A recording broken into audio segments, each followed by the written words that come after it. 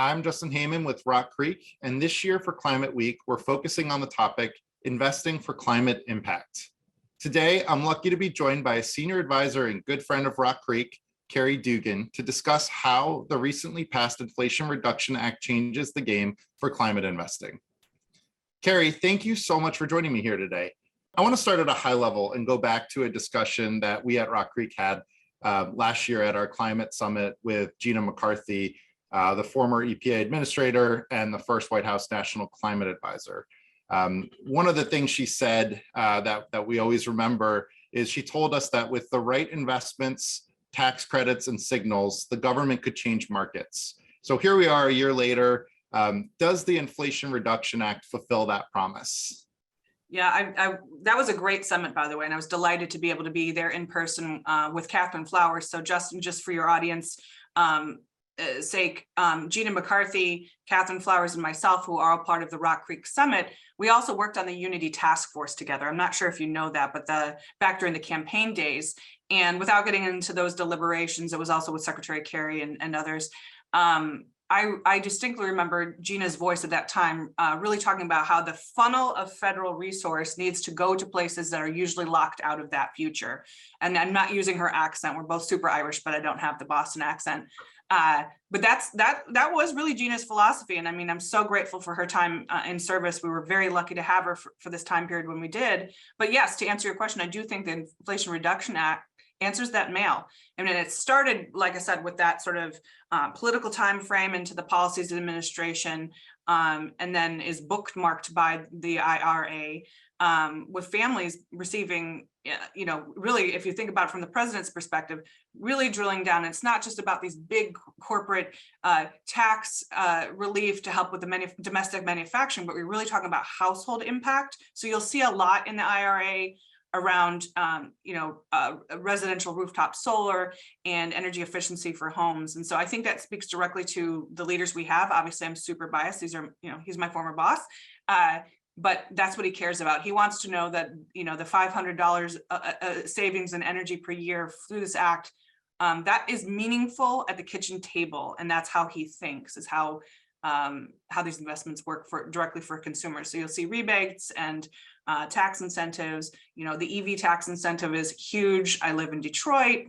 We're watching this in real time with the auto show and sort of the change in the market that's happening.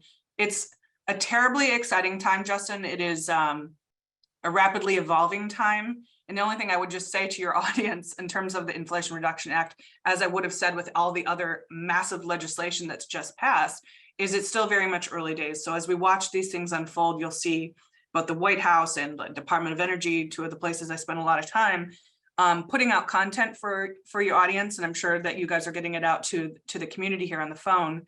But they talk what this means, and it's still early days in terms of formulation and what it means with the IRS and so on. So that's the only word of caution I tend to give when I'm talking to folks is, bill passes, the lights don't go on the next day. There's a lot of agency work that needs to happen. Yeah, that makes a ton of sense.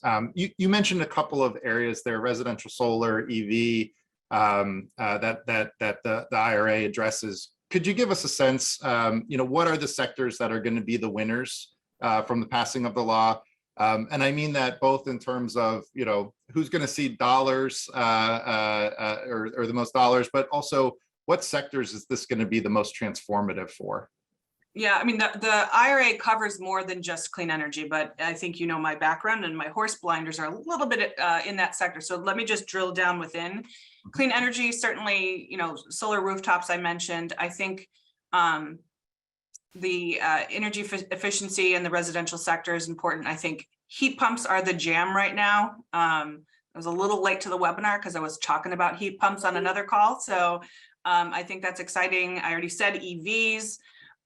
Something I'm keeping a close on here in the Midwest is on energy storage. I'm proud to say one of the companies here that I work with broke a world record on miles traveled on a single EV charge in December in Michigan. So shout out to Our Next Energy. So I think that's pretty fun to watch.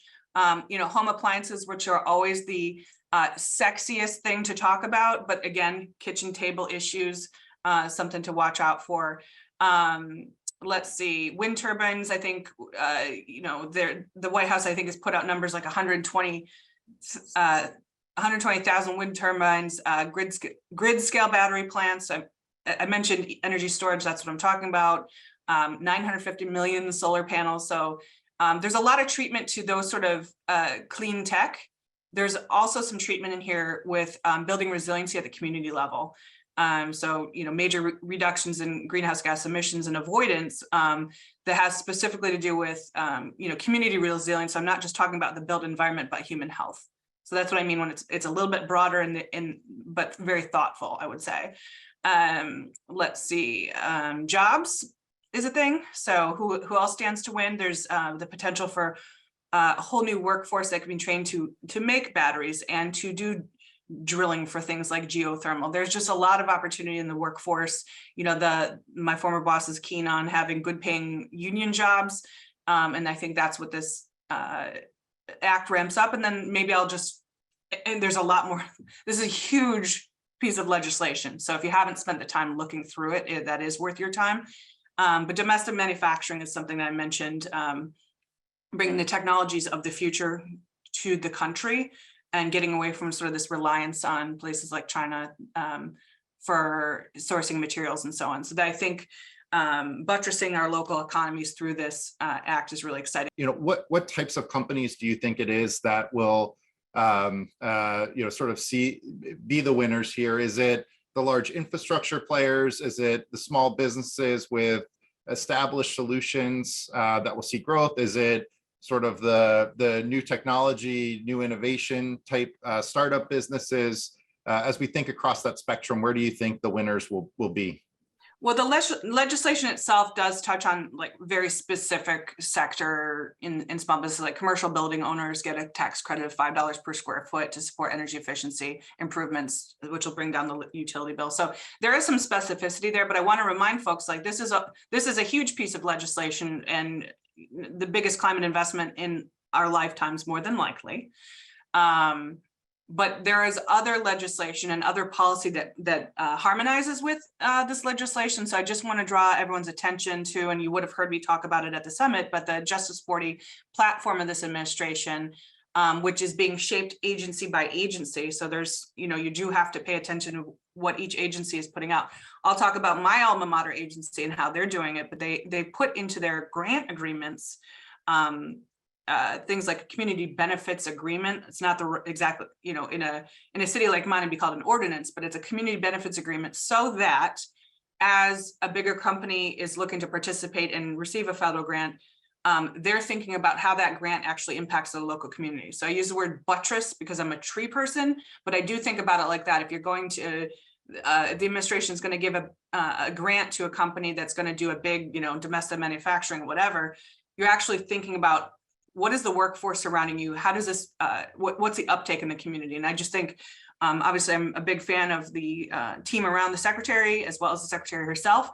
And I just think that's brilliant. And that's in scope with how this administration thinks about not just the usual suspects and, you know, all the traditional winners of these grants, but as Gina said at your summit, how do we move the federal funnel so that folks who have been locked out of this future get to participate? What would you say to investors that are looking for both impact as well as financial returns? What should we be, what opportunities should we be looking at? Where should we be focused? And how does the IRA change that focus? Yeah, I mean, I think it doesn't change as it more well defines the areas of attention, if you will. So you're probably already investigating the clean energy tax credits. So that's definitely something to pay close attention to. Electric batteries, solar projects, large scale, as I said, grid energy storage, I think is terribly interesting because that's the flip side of, you know, renewables and the grid. You know, I come originally from the Office of Energy Efficiency and Renewable Energy at DOE and Department of Energy. And I always thought that was a really convenient place to have a bird's eye view of all the up and coming tech. So if you're not familiar with that office, that's where I would spend some time. I used to say it was the sexiest office in government, but it's called eere.energy.gov if you haven't visited that particular office. There's also been like sweeping change inside the department. So investors should be paying attention to things like the Office of Clean Energy Demonstrations. It's a $20 billion office. There's also a new office that just got a new leader named, which is a joint office between DOE and DOT, kind of, you know, getting their heads together about where they need to be better coordination. One of the jokes I always make is that departments are, you know, basically silos of excellence. So it's really great to see those barriers being broken down to affect this change that we need in our transportation system around new mobility. I would be remiss not to mention EV infrastructure as a thing. So there's sort of, I don't want to say that like an endless amount of stuff, but the legislation does call out really specific around solar rooftop, electric vehicles, large scale battery storage, community solar projects, and so on. So the tax credit, I would spend some time there. I would also spend some time, if I were you, looking back over the loan program office. When I was there, it was a $40 billion loan office that I would say just was dormant during a certain other administration. So now they've gone up from that period of time to $100 billion loan office. And I know Jigar's leadership is amazing, and he is very cognizant of the kinds and sizes of investments. So if you're not spending time on the loan program office's website, I would definitely do that. It's $11.7 billion to support new loans in that office, and then $5 billion for new loan programs for energy infrastructure reinvestment. So there's a lot, Justin. It's hard on a webinar that we don't have enough time to dig deep on there. But if I could leave you with those two offices inside of the department, but also just framing that this secretary is hyper-focused on deploying. So if there's a role for your investment community there on deploy, which you may have heard her say on a lot of, I think, talk shows and whatnot, that is a general orientation that under her leadership that the department is sort of changing. It's not doing away with things like early stage, you know, R&D, because that's still very important, but it is sort of going from RD&D to backwards. And because there are ambitious goals for net zero economy by 2050, you have to sort of reverse engineer how you get there, and you need to deploy what works now while we continue to invent the technologies of the future that will make things irrelevant, which is the other place to go shopping to the investment community is looking at ARPA-E. How does the IRA compare to past things that we've seen? Probably the biggest one that stands out in my mind is the stimulus bill, the American Recovery and Reinvestment Act. You know, how do you think this compares, and what do you think the legacy will look like and the impact will be maybe compared to that that piece of legislation? So, I mean, just the scale of magnitude is dramatically different. I think the Recovery Act, I don't remember. I used to have this memorized, but I don't. But it was less than 100 billion. I want to say it was like 92 for clean energy, and that was a big deal at the time. But in many ways, we called that the down payment, and this is the final product. So we all have a lot of work to do as a community, and I'm very happy to spend time with RockCreek and this community that's online to figure out what your role is to play, because there is a bit of something for everybody, from, as I said, the communities that have been locked out, you know, to folks that own, you know, housing and solar and so on. It's across the board, but dramatic, and just another reminder, it's early days. One other thing I might say that's different from then versus now, Justin, to your point, is obviously leadership's different. And one of the things that the secretary has done that's different is put these regional specialists out into the world. I don't know that your audience is aware of this, but the secretary has has an office in her intergovernmental affairs shop with regional specialists that cover a lot of turf. It is worth getting to know your regional specialist. Because that's the person that can help you navigate back inside the building to some of these offices that I mentioned if you're not familiar.